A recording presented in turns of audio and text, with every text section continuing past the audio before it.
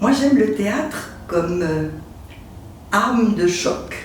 Je pense que depuis quelque temps, puisque le public diminue au théâtre, nous, les artistes, ceux qui sont plus expérimentés comme moi, je suis en charge de faire de la résistance, c'est-à-dire d'amener les gens voir des pièces qui ne seraient pas venus voir sans moi et sans le travail que je fais autour. Parce que le théâtre, c'est une tribune extraordinaire. D'ailleurs, les politiques ne s'y trompent pas. Pourquoi est-ce qu'ils montent tous sur scène? Parce que tu arrives, avec le théâtre, à toucher les gens directement, en plein cœur. Et ça, c'est un peu le fruit de cette réflexion qui a créé ce spectacle. Alors moi, j'avais depuis longtemps envie de faire quelque chose sur Marguerite Duras. Je l'ai connue, j'adore ses textes, j'aime pas tout. Mais j'aime pas tellement son théâtre, par exemple. Et par contre, il y a des textes que je trouve d'une actualité, d'une pertinence extraordinaire. Alors, je suis allée voir un grand créateur de théâtre qui est Philippe Tesson, propriétaire du Théâtre de Poche à Paris. Et le Théâtre de Poche, c'est un peu un laboratoire. C'est un endroit où on fait des expériences. Et donc, il m'a donné carte blanche pour faire ce spectacle, dont, franchement, je ne savais pas du tout comment il serait. Mais ce que je savais, c'est qu'il y avait un thème qui est le thème des sorcières. Les sorcières, au Moyen-Âge, on les brûlait sur des bûchers. Et après 68, les grandes féministes américaines ont considéré que les sorcières étaient les premières féministes, ce qui est tout à fait vrai. Et en fouillant là-dedans, je me suis aperçue qu'il y avait des textes de très grandes femmes écrivains, dont Marguerite Duras. Elle a écrit dans une revue qui s'appelait Sorcières. Et il y a quelques textes du spectacle qui viennent de là. Mais ça ne suffisait pas pour faire un spectacle. Donc on a été pioché avec le plus grand expert de l'œuvre de Marguerite Duras, qui s'appelle Alain Vircondelet, et qui est son biographe. On est allé chercher dans toute l'œuvre de Marguerite des textes qui ont trait à la condition féminine, c'est-à-dire les belles choses, les tourments, les souffrances, les joies, les mystères, les interrogations, etc. Et il y en avait. Ce qui fait qu'en fouillant dans toute son œuvre, on a trouvé des textes extraordinaires.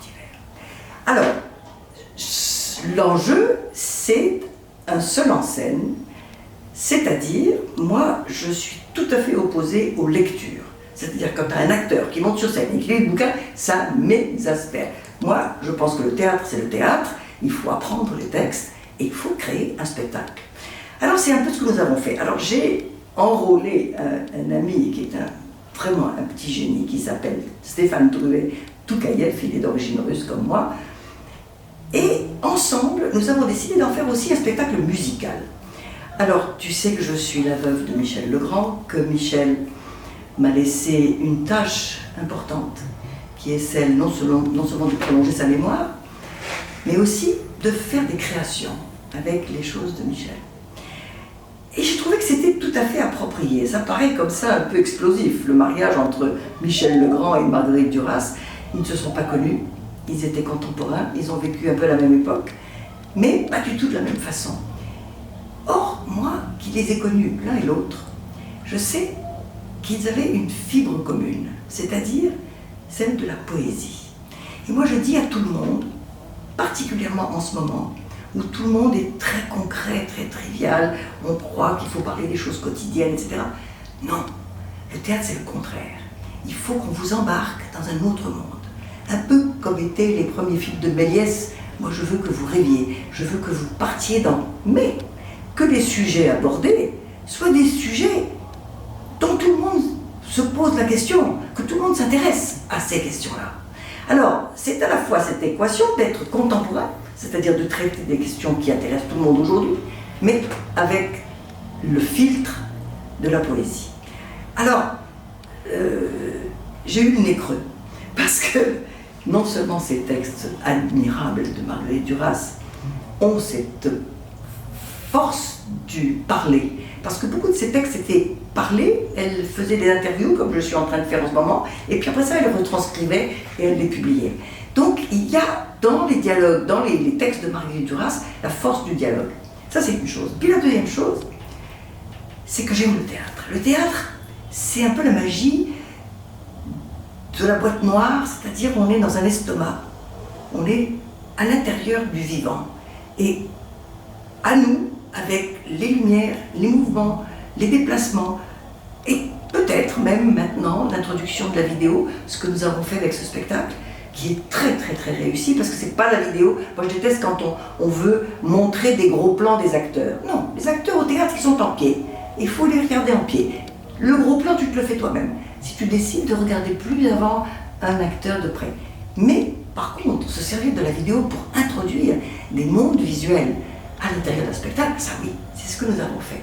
Je suis une sorcière, parce que nous, qui manions les sentiments, les idées, les émotions, bien entendu que je provoque des choses et que c'est ça quand même la réussite au théâtre. Si c'est pas ça, alors il vaut mieux faire un autre métier.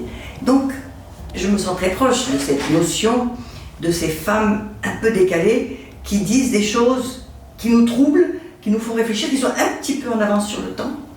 Et ça c'est le rôle de la poésie. Alors, d'abord, en ce qui me concerne moi personnellement, ce spectacle est un peu un exploit. Et je crois qu'au cours d'une carrière, il faut faire des choses de plus en plus difficiles.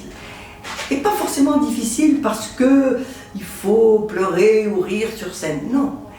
Difficile dans le genre de se surpasser soi-même, c'est-à-dire de donner des choses de plus en plus sincères, de plus en plus perçantes. C'est-à-dire que moi, je vous détruis un peu à travers ce spectacle. Parce que je ne pense pas qu'on puisse sortir de ce spectacle indemne, dans le bon sens, c'est-à-dire qu'on sort enrichi et on sort avec quelques réflexions dans la tête. Alors, c'est évidemment Marguerite. Marguerite Duras a écrit des choses admirables qui auraient pu être écrites hier soir, parce que c'est ça le rôle des grands écrivains. C'est-à-dire que c'est là que j'admire, moi, les très grands compositeurs, on va parler de Le Grand après, c'est qu'ils ont vu en avance, c'est-à-dire qu'ils ont fait des choses éternelles, des choses qui vont durer à travers le temps.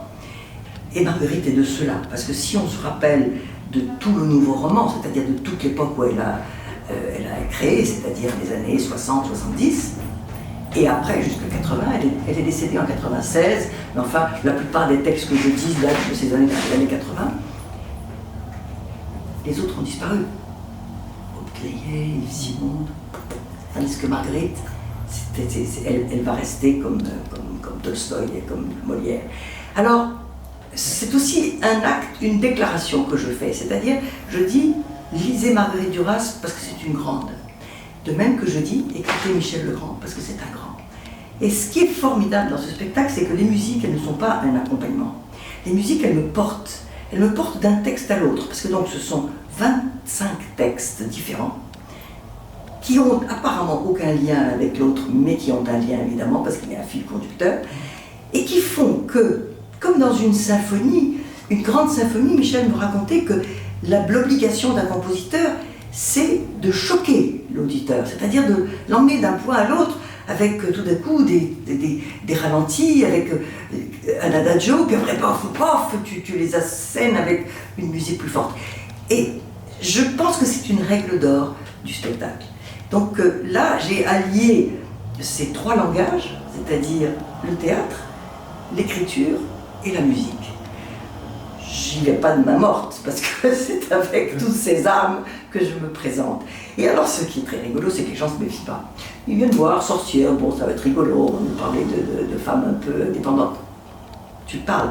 C'est philosophique, mais c'est aussi une alerte. J'ai l'impression qu'avec ce spectacle, je suis une lanceuse d'alerte. Je leur dis, attention, attention. Il y a des choses qu'il ne faut pas perdre. Et c'est très curieux, parce que moi qui étais... Tu es trop jeune pour le savoir, mais j'étais une jeune fille révolutionnaire en 68 et tout ça.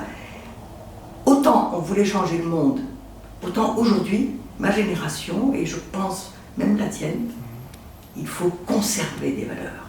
C'est-à-dire faire attention à ne pas perdre des choses qui sont en train de s'effilocher, de foutre le camp, avec l'inattention, quelquefois on ne se rend pas compte qu'on est en train de saccager des choses précieuses et qu'il faudrait conserver.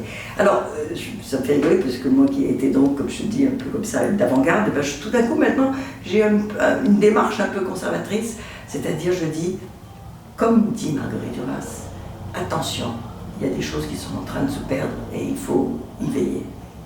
Alors, quand j'ai créé ce spectacle au Théâtre de Poche, il y a juste un an, 1 minute avant le couvre-feu, on a joué 30 fois, Hervé Ponce est venu me voir. C'est le collaborateur de Dominique Buzet. Et j'étais très contente parce qu'il a beaucoup aimé le spectacle, mais il n'était pas du tout comme ce que nous vous montrons là, parce qu'il était... C'est ça qui est beau avec le théâtre, c'est que c'est work in progress. On l'a enrichi entre-temps, mais il a tout de suite compris, il m'a dit « Ah, mais vous serez très bien au Bernardine ». Moi, je ne connaissais pas du tout ce théâtre. Et il avait raison, parce que ce théâtre qui est une ancienne église, très bien aménagé de manière à ce que le son soit bon, parce que le problème quand on joue quelquefois dans des lieux comme ça de culte, le son fout le camp dans les comment on appelle ça, les coupoles et tout ça, et que c'est très désagréable pour nous. Or, ce théâtre a été très très bien aménagé, mais il a gardé sa structure de lieu religieux. Et je pense, moi, que le théâtre c'est un peu religieux. Quand on entre dans une salle, on ne sait pas ce qu'on va voir, et tous ceux qui sont là, ce jour-là, viennent ensemble pour espérer quelque chose, de recevoir quelque chose, un message, une bénédiction, ou je ne sais pas quoi. Et effectivement, ce spectacle, c'est pas vraiment un spectacle, c'est un objet théâtral indéfinissable. C'est un hymne à la femme, c'est aussi un oratorio à cause des musiques de Michel, parce que ce sont beaucoup de musiques que personne ne connaît. C'est la musique classique de Michel Legrand qui est formidable, le concerto pour violoncelle, le concerto pour piano, puis d'autres musiques qui viennent de films moins connus et de choses qu'il a écrites aux États-Unis. Et puis, c'est aussi une prière, comme je t'ai dit, c'est-à-dire que je prie mon public de comprendre combien c'est important ce que je dis et qu'il faut absolument se méfier de toutes ces libertés, je les mets au pluriel, qui ont l'air d'être la liberté et qui au contraire deviennent de la licence. Alors, je suis contente d'être ici dans ce théâtre. Ça n'empêche pas que j'espère bien qu'il y en jouer dans d'autres théâtres de Dominique, parce qu'il y en a une flopée et qu'il y en a d'autres qui, pour certains autres spectacles, mais pour ce spectacle-ci en particulier, c'est vraiment idéal. Et donc je remercie toute l'équipe et surtout Dominique Buzet, bien sûr, de m'avoir accueilli. Alors, le théâtre est en crise, hein, il faut bien se le dire. On a besoin de faire des choses de plus en plus percutantes, de plus en plus professionnelles. Pas tout le monde peut faire ce que je fais, j'en suis très fière.